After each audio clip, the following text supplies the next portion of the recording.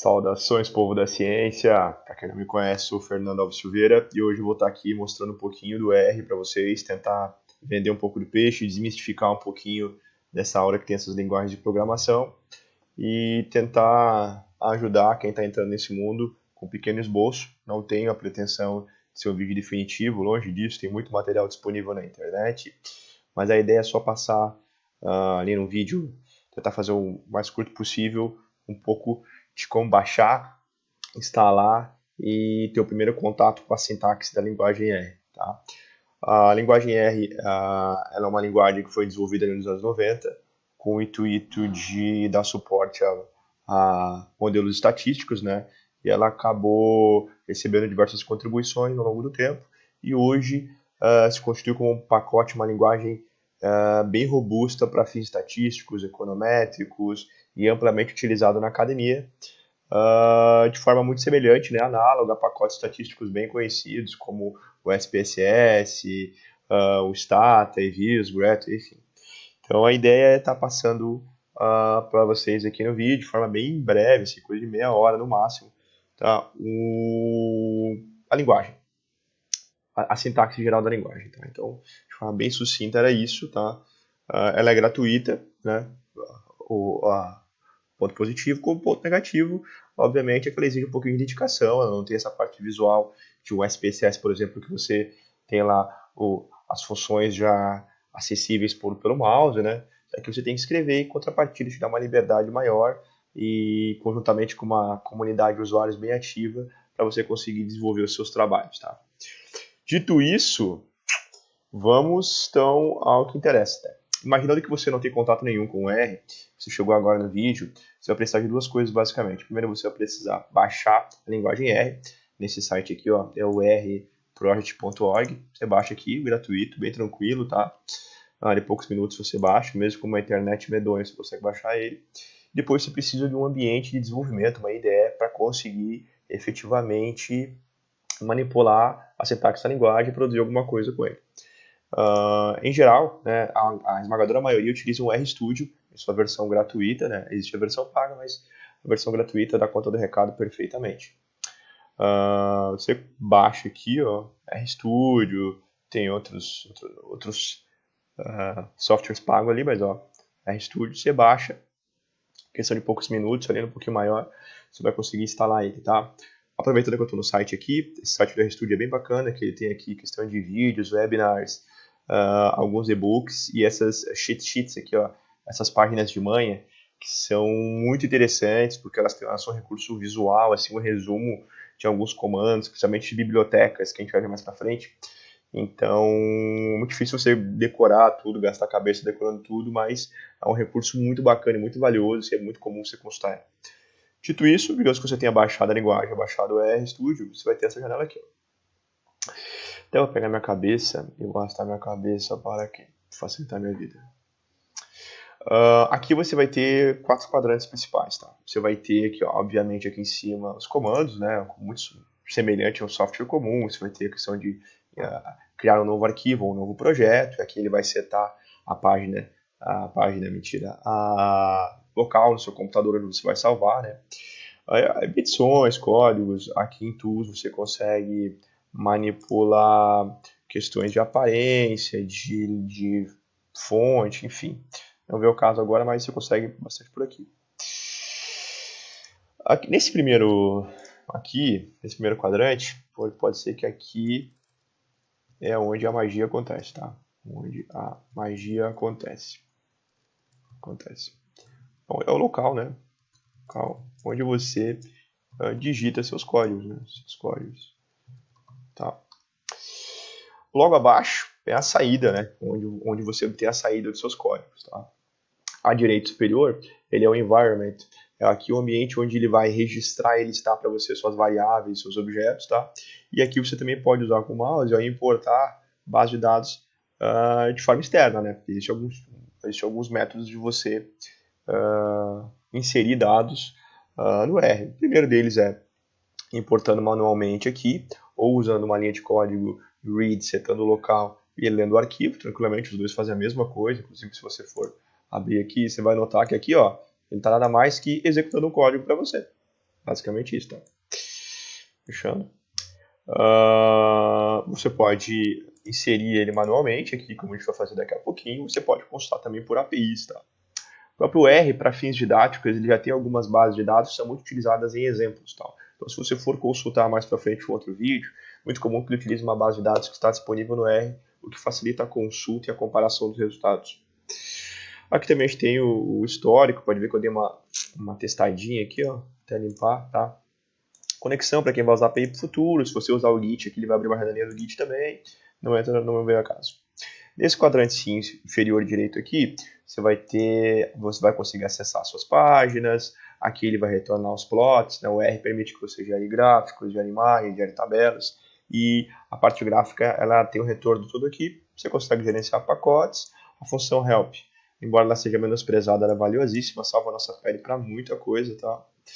Então, dito isso, esses 4 quadrantes você vai costumariamente se dedicar nesse superior esquerdo e aqui embaixo você vai ter a saída dele. Então, esse é o software, tá, gente? Que você vai fuçando, enfim, vai conseguir ter o domínio disso. É com uso mesmo, mas não tem nada demais, tá?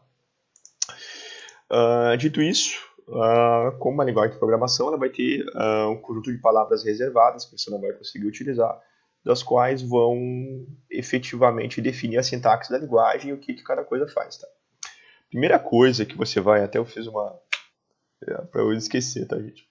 Primeira coisa que você vai notar na linguagem de programação, principalmente o R, é que você vai tipar os objetos, tá? Então você vai ter os tipos de acho que aceita variáveis, tá? Variáveis. O primeiro deles, o mais básico, são os números, tá, gente? Então, no R, você utiliza um operador de atribuição, tá? O operador de atribuição é esse, que vai pegar alguma coisa e atribuir a outra coisa e permitir que essa outra coisa, essa variável, seja manipulada por você. Ele é muito bacana porque, olha só, ele é muito visual. Então, digamos que você sete A, você quer atribuir a o número 10, por exemplo. Basicamente isso. Aqui você disse que o A vai receber, né, por esse operador de atribuição, o valor 10.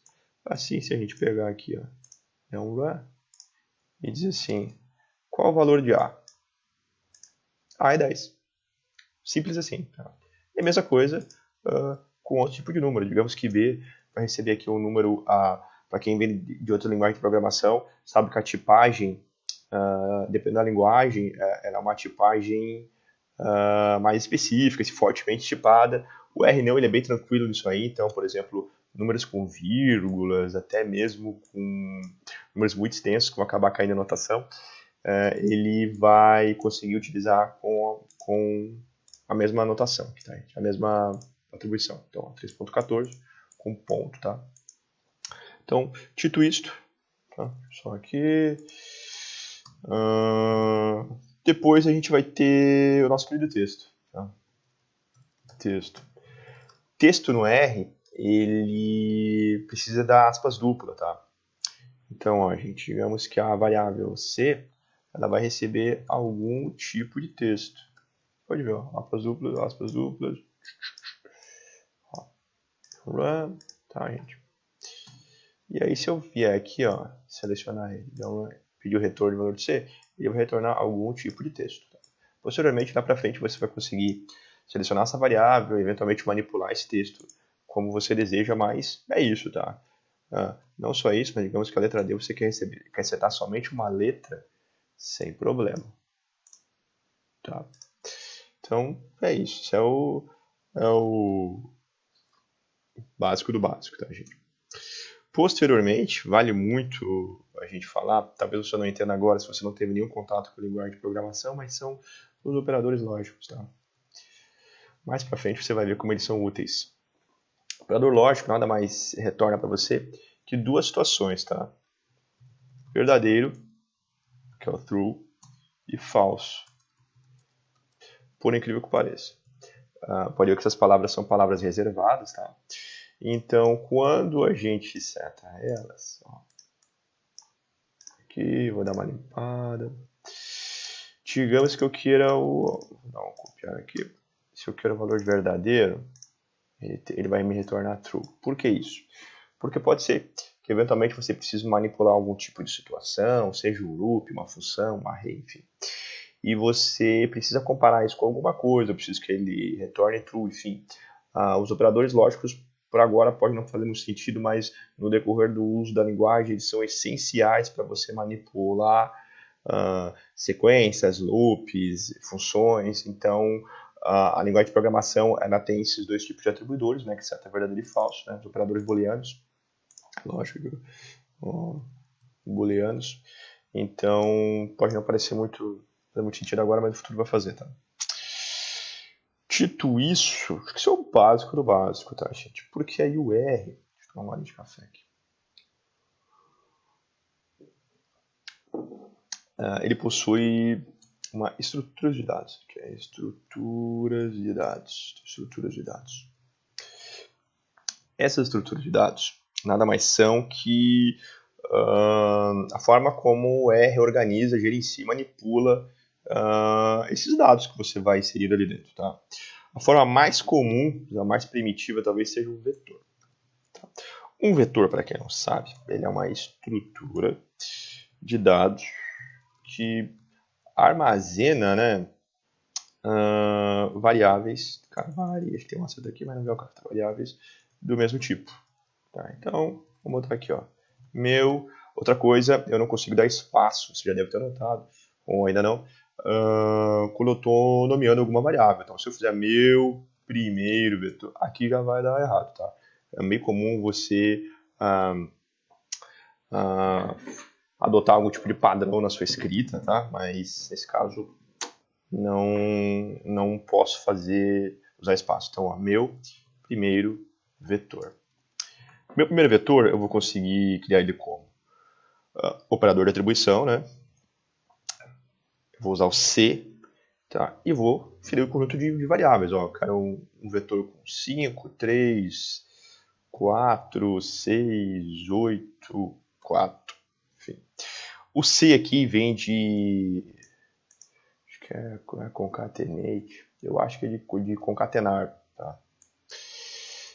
Então, ó, selecionamos aqui e se eu pegar aqui o primeiro vetor, voilà, ele me retornou ao conjunto das variáveis. Mais pra frente você vai ver que você, com um vetor, você pode percorrer esse vetor, somar cada elemento, inserir esse vetor no data frame, enfim, manipular esses dados, tá? Então, ele é um tipo muito primitivo assim, de estrutura de dados, mas ela é muito utilizada. Depois do vetor, nós temos a lista, nossa querida lista. A lista é muito parecida com o vetor, só que né, ela é uma estrutura de dados, né? Uma estrutura de dados que armazena variáveis de tipos diferentes, tá? Diferentes, até mesmo outras listas, ó. Até mesmo deixa eu dar uma puladinha aqui, ó. Ou outras listas. Por quê? Então imagina que eu tenho minha primeira lista.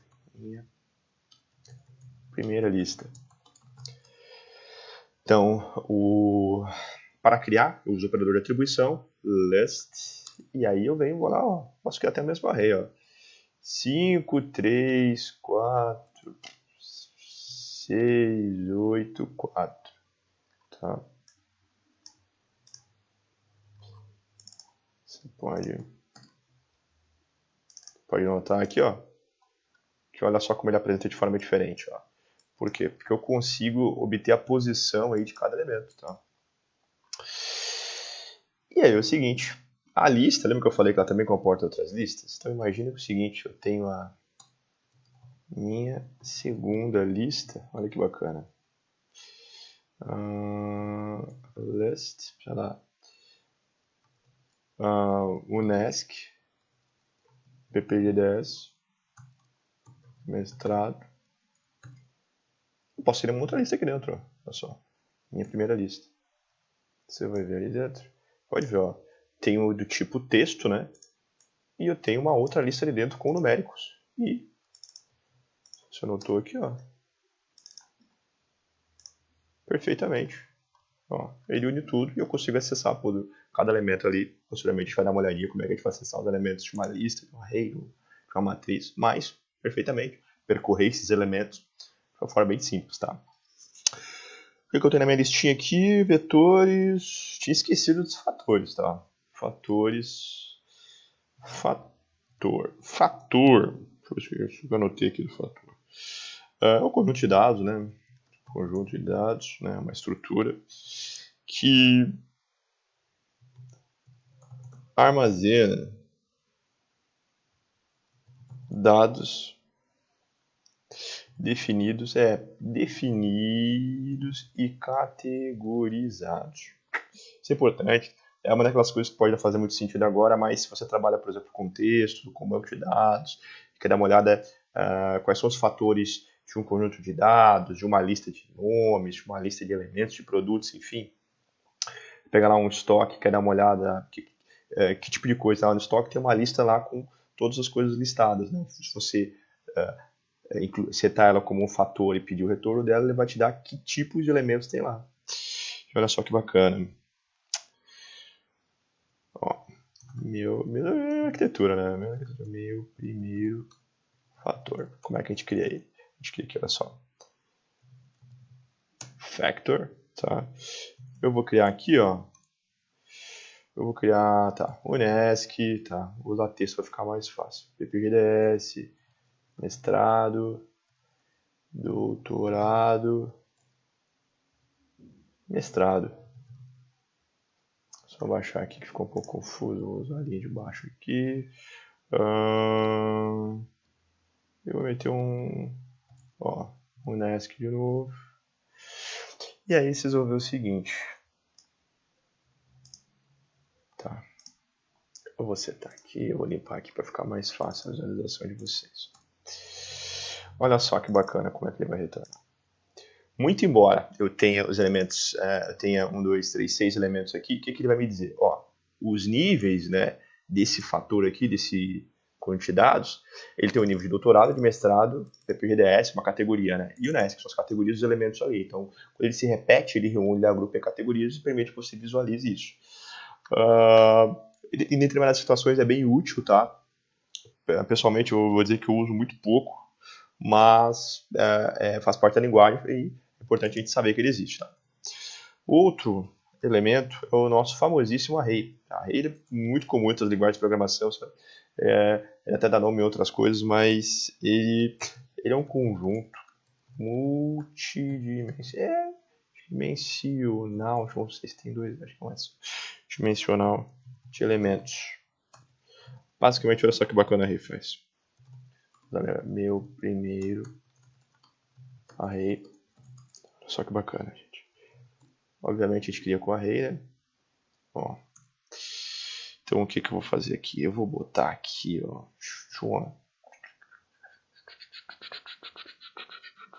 Para de uma 12, tá?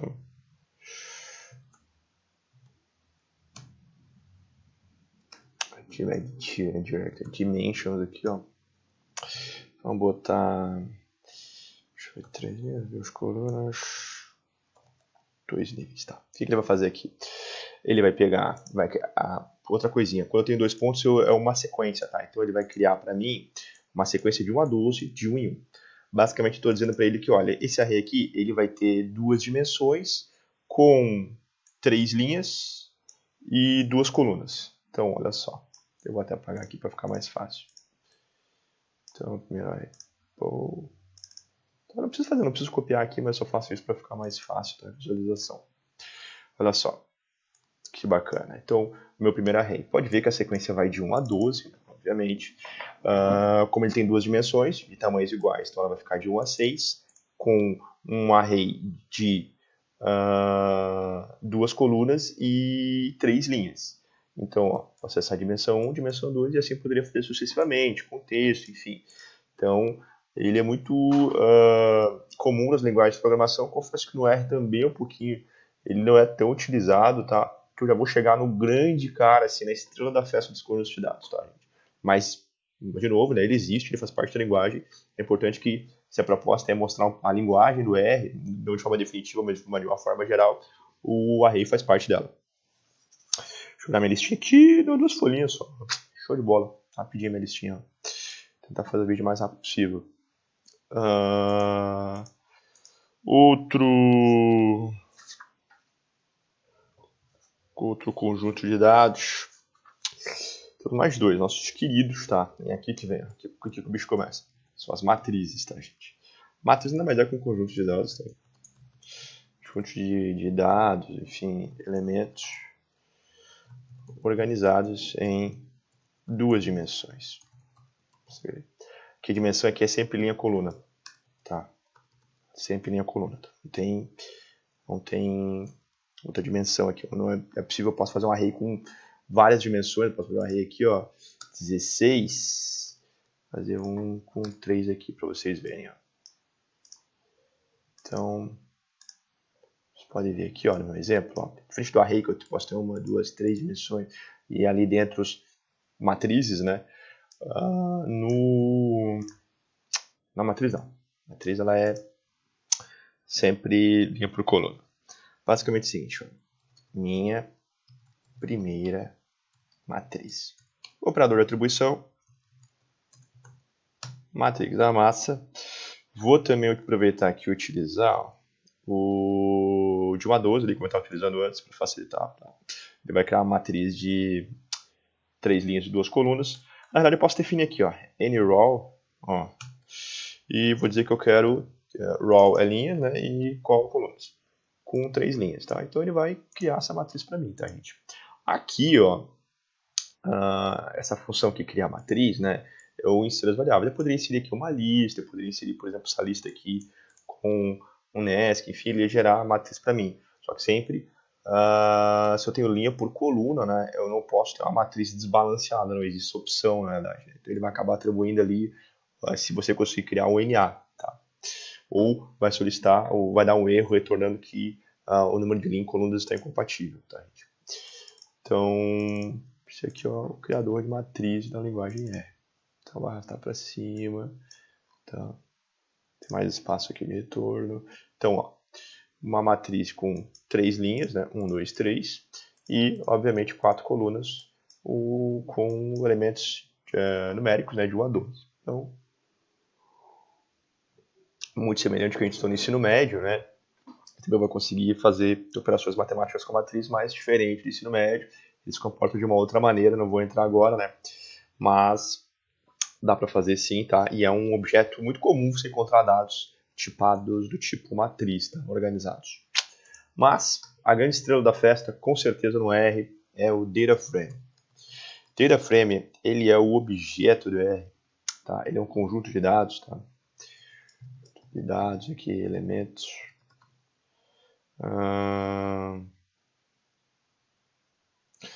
Organizados na forma que a coluna dele, tá? Que a coluna ela é igual. Eu vou voltar, eu até escrevi aqui para ficar mais fácil, organizados em duas dimensões, tá? Porque aqui a gente tem que entender bem como é que funciona o data frame, tá? A coluna ela é a variável e a linha é a observação. Observação. Tá, isso aqui ficar bem claro. Vai se comportar muito semelhante, de forma análoga à matriz. Só que aqui eu vou ter um label, na realidade, que vai indicar o que é cada coluna. E, obviamente, ele vai entender que cada linha vai ser observação. Porque quando você for usar algum tipo não, a maior parte, na realidade, das funções, das estruturas analíticas ali, ele vai utilizar o data frame. Então, a sua matriz tem que se comportar como um data frame. Tá? Então, já que estamos aqui, tá? Meu primeiro data frame da massa aqui, ó. Opa, computador errado. Pode ver que tem o tá, data frame, mesma coisa, vou fazer de 1 a 12, vou facilitar as nossas análises. Seguinte, ó, então vou botar vendas, tá? Ó, de 1 a 12 e produtos, texto, produtos, tá? Pode ver que ele vai criar aqui, ó. Normalmente não cria assim, isso é para fins de exemplo, tá, gente? Você pode ver, ó, como é que ele vai se comportar. Putz, foi lá para cima. Voilá, nosso objeto, olha só. Venda, né, de 1 a 12, né? Então, aqui na variável venda, na coluna variável vendas, né? Eu tenho 12 elementos. E na coluna produtos, obviamente, tem o texto produtos que ele se repetiu. Né? Para fins de exemplo, é assim. E aí é que vem a grande charada. O que acontece? De forma análoga à matriz, você pode manipular esse data frame e acessar alguns objetos ali dentro. Tá? Então, olha só. Então, aqui, ó, acessar uma variável. Acessar uma variável. Acho que eu vou atropelar um pouquinho, mas vale a pena notar. Quando você tem um data frame ou quando você tem uma matriz, você pode acessar ele usando colchetes. E aí, ó, primeiro elemento aqui, ele vai ter um elemento, 2 elementos. O primeiro dele é a linha e o segundo é a coluna. Você dá coordenadas ali num plano cartesiano, por assim dizer, tá? Se você acessar só um e não atribuir nada para a observação, ele vai retornar para você toda a coluna 1. Desculpa, toda a linha 1. Tá? De forma análoga, né? Acessar uma variável. Opa, aqui eu confundi, foi mal, gente. Acessar uma observação. Tá? Aqui, ó. Uma variável. De forma análoga, se a gente fizer o contrário, obviamente, não atribui nada aqui para a linha, atribuir aqui para a coluna, ó. Ele vai acessar e retornar para você todos os elementos. Aquela variável, nesse caso, era uma coluna com 12 elementos. Então, né, obviamente, para a gente acessar um objeto, uma variável, uma observação específica, acho que tem um acento aqui, vai assim mesmo, tá? Específica, como eu forço no português. Você pode fazer aqui, ó. Você acessa aí, digamos, na terceira linha, do primeiro objeto. Dá para fazer aqui, ó. Primeiro. Vai retornar para você, obviamente, né? O primeiro elemento da primeira linha. Então, isso é de forma bem simples. A gente percorreu aí todos, deixa eu ver, dentro do 20 minutinhos, todos os tipos de objetos, estruturas de dados, tá, gente? Então, objetos não, variáveis. Então, encerrando aqui essa parte, nós vamos entrar nesse maravilhoso mundo das funções. Funções nada mais é, tá? Que um conjunto de instruções, né? E comandos, né? Comandos é muito bom, encapsulados, né? Mais organizados em uma chamada, por assim, vou botar aqui, uma chamada, né? Que permite que você, de forma recorrente, chame isso, tá? Basicamente, você já viu funções trabalhando, você está vendo funções trabalhando a todo momento aqui. Então, nada mais é que um conjunto de instruções, de ordens que você nomeia ela pode receber ou não parâmetros e devolve para você alguma coisa. Você está vendo isso, mas você talvez não está notando. Então, olha só, vamos fazer uma calculadora aqui bem simples para você entender. Tá? Primeiro tudo, vamos fazer a nossa calculadora soma. Calculadora de atribuição, né? E você vai chamar a function. Aqui você vai passar dois parâmetros, ó. Parâmetro 1, tá? Parâmetro 2. Aqui você vai abrir chaves e aqui dentro, né, esse bloco de código, você passa as instruções e dá um retorno para ela, tá? Então vamos dizer aqui que eu vou ter a função resultado que vai receber a soma de parâmetro 1 mais parâmetro 2. Basicamente, ela vai pegar o parâmetro 1, pegar o parâmetro 2, somá-los, atribuir ele ao resultado, e aí o que acontece? Eu vou dar um return, né? Ó, resultado. Bem simples, ó. Uma calculadora soma, né? Com a chamada soma, vai pegar um parâmetro 1 e um parâmetro 2, os quais eu vou manipular aqui dentro, vou somá-los, atribuir esse resultado ao resultado, e depois vou retornar o resultado para a gente. Vamos ver se funcionou. Chamei ela aqui, vou limpar ela para facilitar, e agora o que eu faço? Pego a calculadora soma e passo como parâmetro, sei lá, o número 4 e o número 25. Tá? Se a matemática não me trair, acho que eu vou ter 29 de resultado.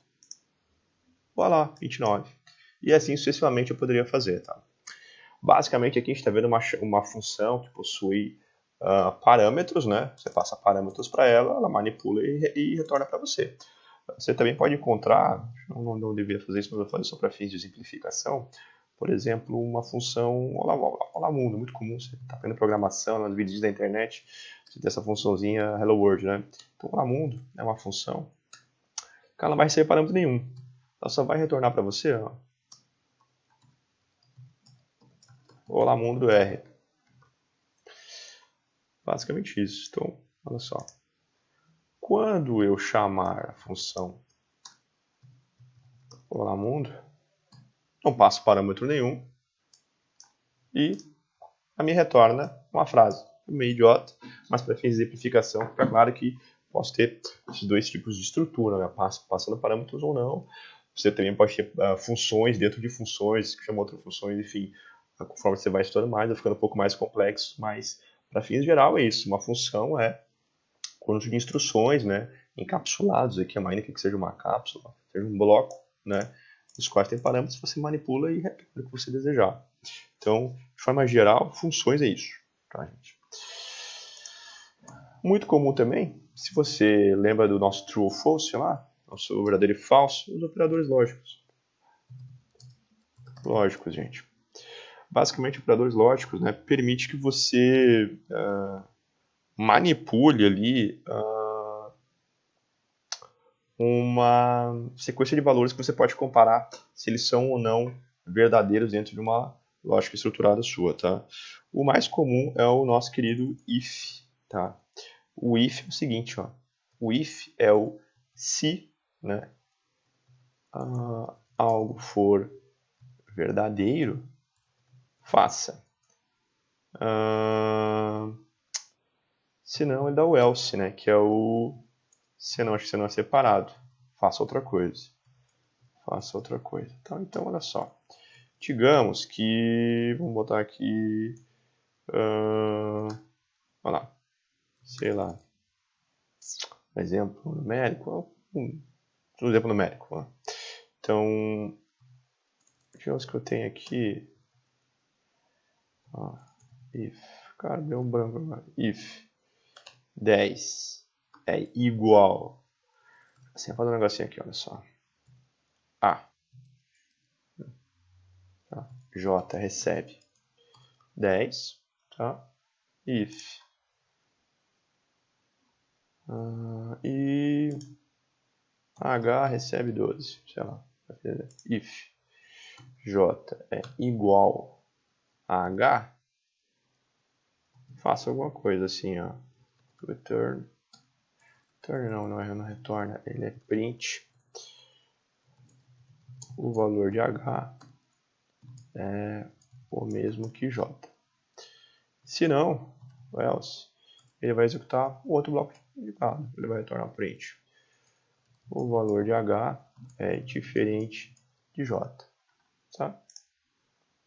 Vamos atribuir essas variáveis aqui, é um exemplo bem idiota, mas ele serve para exemplificar a nossa situação, tá? Então,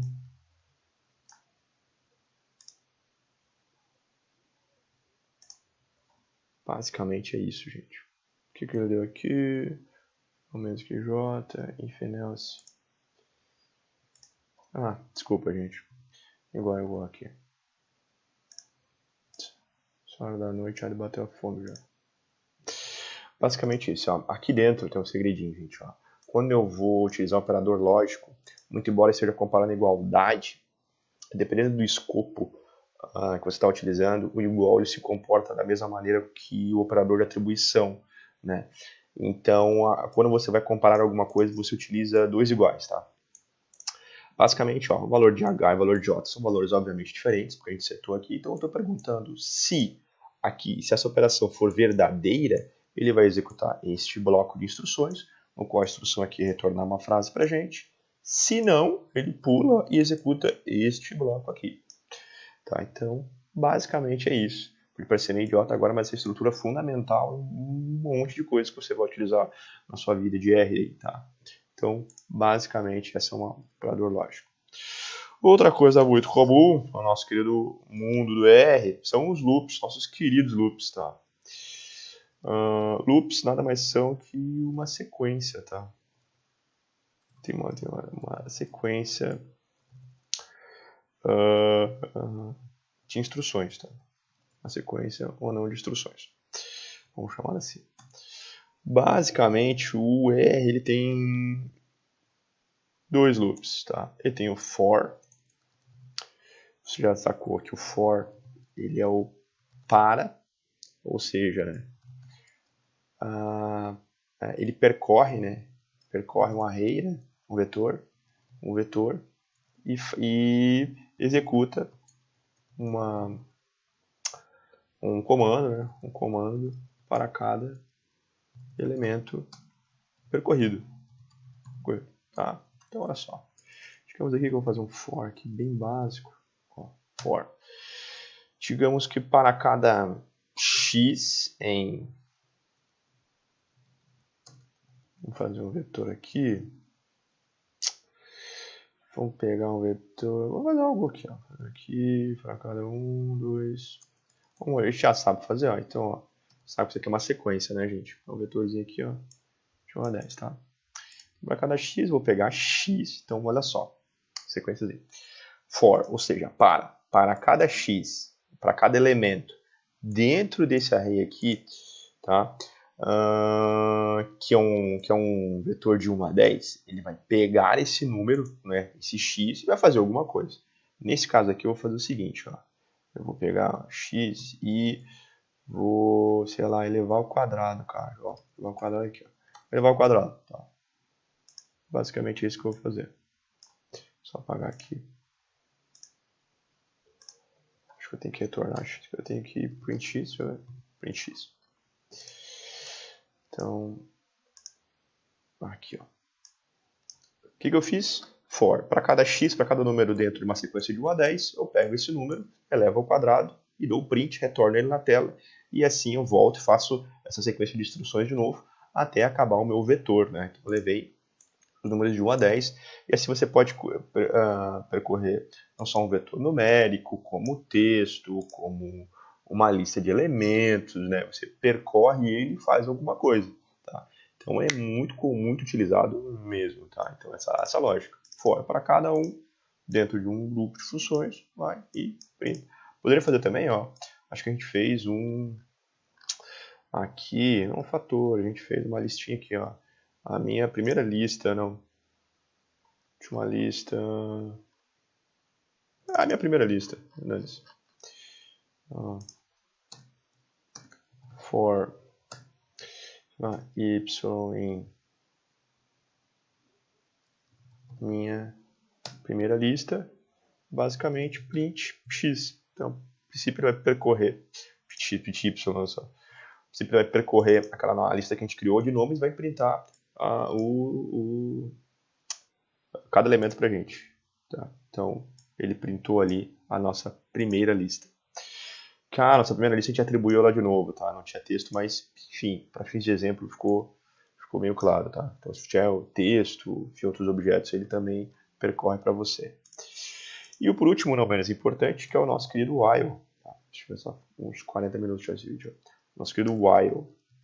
O while, eu não está dando a dica, é o enquanto. Ou seja, enquanto algo for verdadeiro, faça algo. Tá? Então, deixa eu ver. O while true, ele faça algo. E aí o seguinte, aí o while ele é meio perigoso, tá, gente? Tá? De trabalhar. Vou fazer o while condition. Não, desculpa aqui, já vi maneira, tá? Não é enquanto ele for verdadeiro. Ele faz algo até a condição for satisfeita. Satisfeita. Essa é a grande charada dele. Seguinte, quanto x for menor, tá, que 10, ele vai retornar o valor de x pra gente. Print x pra gente, tá? E aí o seguinte, se você notou, beleza. Se eu pegar e dizer que x aqui, ó, vale 1, certo? Dá um comando aqui, então, selecionar só o x, dar um run, ele vai retornar 1 para mim, né? Ok. Então, while, enquanto x for menor que 10, eu vou lá e retorno o valor de x. Só que eu não incluí nenhuma regra que possibilite num futuro essa condição for satisfeita, então ele vai ficar num loop eterno, na realidade, sempre printando, retornando o valor de x para a gente. Então isso é saudável, isso pode ficar aqui para sempre e nunca vai satisfazer essa condição.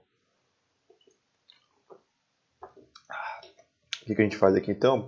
A gente inclui uma regra que permita que em algum momento você vai satisfazer ela e o loop ser encerrado. Tá? Bem normal você pegar x e o valor de x receber ele mais 1, que é um contador. Né? Então, ou seja, o que ele vai fazer? Ele vai funcionar muito parecido com for. Né?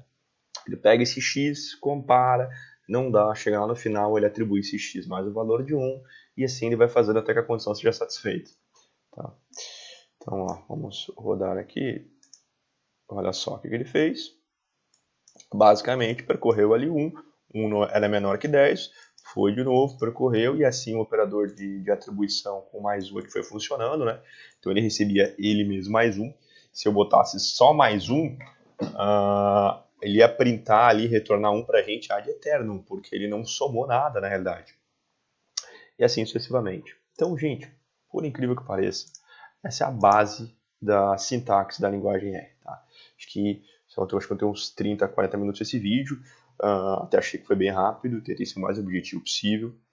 O R ele tem uma série de outras funções, tá? Aqui não vou entrar aqui o caso, as partes de biblioteca, mas algumas coisas vale mencionar. Primeiro de tudo, se você notou o funcionamento dela, se notou o funcionamento de funções, você viu que a gente chama funções a todo momento. Então é muito comum você utilizar bibliotecas, que a gente não vai estar no caso agora, tá?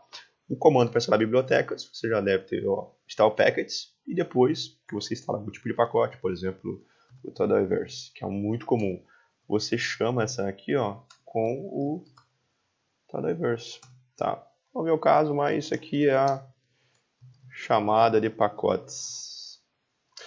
E aqui é a utilização de pacotes. Aqui é a instalação, não é a chamada e instalação aqui, ó. Chamada e instalação de pacotes. O R ele tem uma base de linguagem, uma base de funções já prontas para você. Então, exemplo, tá? As bibliotecas, é muito comum o seu código começar com bibliotecas do futuro. Você está com dúvida, por exemplo, em qual é o... retorna o tipo, né, de objeto. Tipo de objeto. Tá com dúvida em que tipo de objeto é aquele? Você pode usar o class. O class ele é uma função que retorna o tipo de objeto. Então vamos pegar, por exemplo, minha primeira lista. Olha só que bacana. Ele vai retornar o tipo de objeto. Você está com dúvidas, criou lá uma função, está trabalhando com um banco de dados externo. Então essas funções são úteis pra caramba, tá, gente?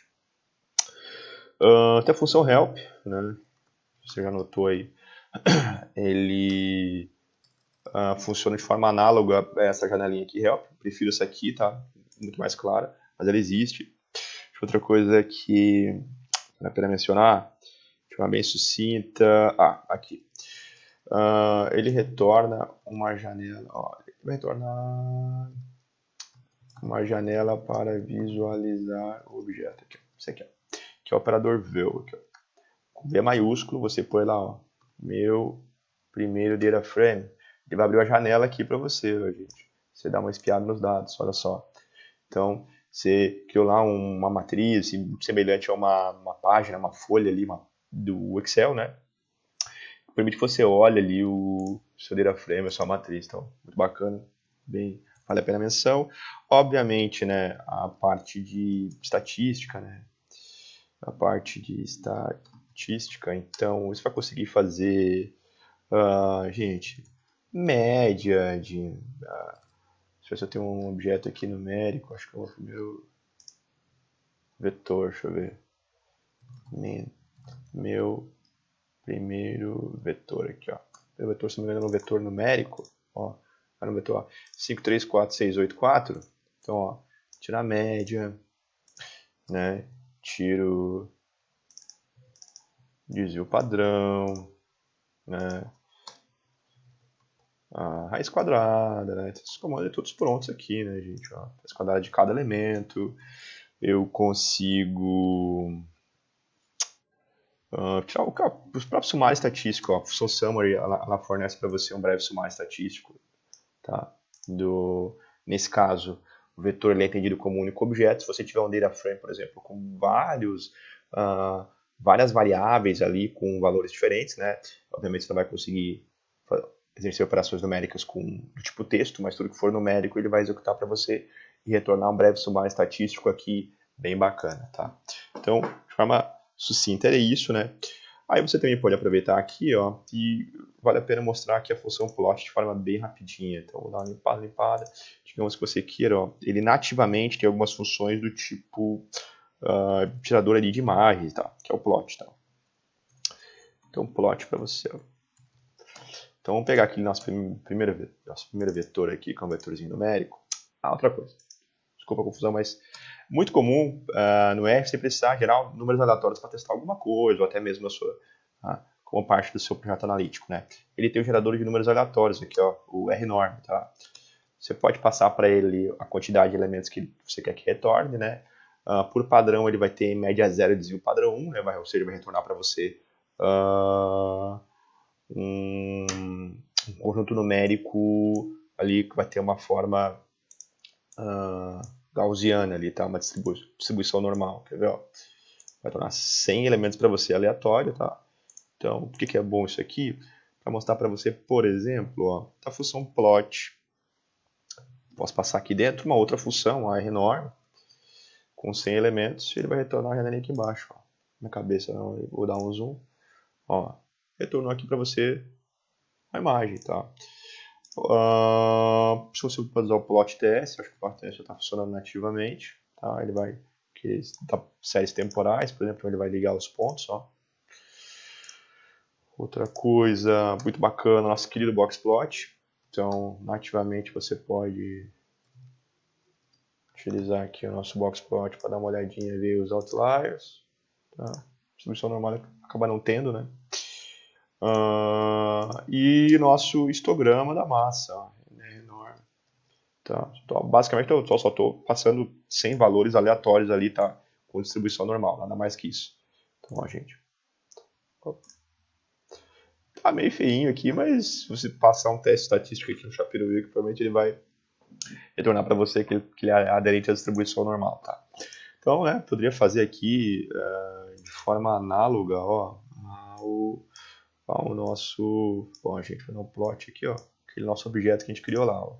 Ele ia retornar para a gente um gráfico. São só as funções básicas, ó, talvez tenha mais um pouquinho algumas coisas que eu não tenha abordado aqui, mas de forma bem sucinta, posso dizer que isso é o básico, Tá? Existe muito material na internet disponível, vale a pena a gente investir se a gente vai dar continuidade aos estudos. É uma ferramenta poderosíssima com uma comunidade de usuários amplamente ativa. E espero que o vídeo tenha tirado um pouco de dúvida, desmistificar um pouquinho. A gente vê que acho que em menos de uma hora a gente consegue dar uma geral em toda a sintaxe, o que é muito valioso. E com base nisso você vai conseguir fazer muita coisa. Espero que eu tenha ajudado. Um grande abraço e até mais. Tchau.